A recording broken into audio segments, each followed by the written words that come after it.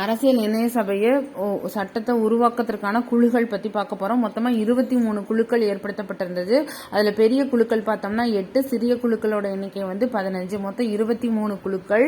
இந்திய அரசியலமைப்பு சட்டத்தினை உருவாவதற்கான மொத்த குழுக்கள் 23. அதுல பெரிய குழுக்கள் 8, சிறிய குழுக்கள் 15.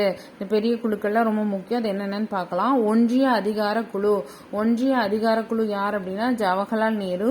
ஒன்றிய அரசியல் அமைப்பு குழு, ஒன்றிய அதிகார குழு, ஒன்றிய அரசியலமைப்பு குழு, அது போக மாநில குழுக்கள், அதாவது மாநில பேச்சுவார்த்தை குழு. இந்த 3 குழுக்குமே ஹெட் யாருன்னு பார்த்தோம் அப்படின்னா ஜவஹர்லால் நேரு.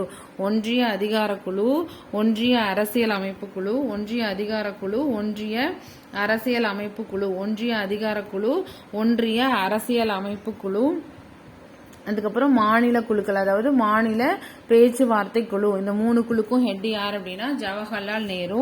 அதுக்கடுத்து மாகாண அரசியல் அமைப்பு குழு. மாகாண அரசியல் அமைப்பு குழு யாருன்னா சர்தார் வல்லபாய் பட்டேல். அதுக்கப்புறம் ஆலோசனை குழு. இந்த ஆலோசனை எது பத்தினது அப்படின்னா அடிப்படை உரிமைகள், சிறுபான்மையினர், பழங்குடியினர் மற்றும் ஒதுக்கப்பட்ட விலக்கப்பட்ட பகுதிகள் பத்தின ஆலோசனை குழு சர்தார் வல்லபாய் பட்டேல். மாகாண அரசியல் அமைப்பு குழுங்கிறது சர்தார் வல்லபாய் பட்டேல். ஆலோசனை குழு அடிப்படை உரிமைகள், சிறுபான்மையினர், பழங்குடியினர் மற்றும் ஒதுக்கப்பட்ட விலக்கப்பட்ட பகுதிகள் பத்தி பாக்குறது அப்படிங்கறதும் யார் அப்படின்னா சர்தார் வல்லபாய் பட்டேல். ஆலோசனை குழு, அதுக்கப்புறம் மாகாண அரசியல் அமைப்பு குழு, ரெண்டையுமே யாரு ஹெட் அப்படின்னா சர்தார் வல்லபாய் பட்டேல். சாரி. அடுத்து வரைவு குழு யாருக்கு அப்படின்னா டாக்டர் BR அம்பேத்கர் தான் வரைவு குழு, டிராப்டிங் கமிட்டி. அவர் மட்டும்தான், அந்த ஒண்ணு மட்டும்தான் அம்பேத்கர். அடுத்தது செயல்முறை குழுவின் விதிகள் குழு. செயல்முறை குழுவின் விதிகள் குழு டாக்டர் ராஜேந்திர பிரசாத்.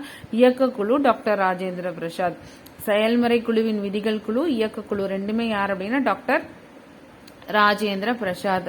அடுத்தது ஆலோசனை குழுவில் 4 துணை குழுக்கள் இருந்துச்சு.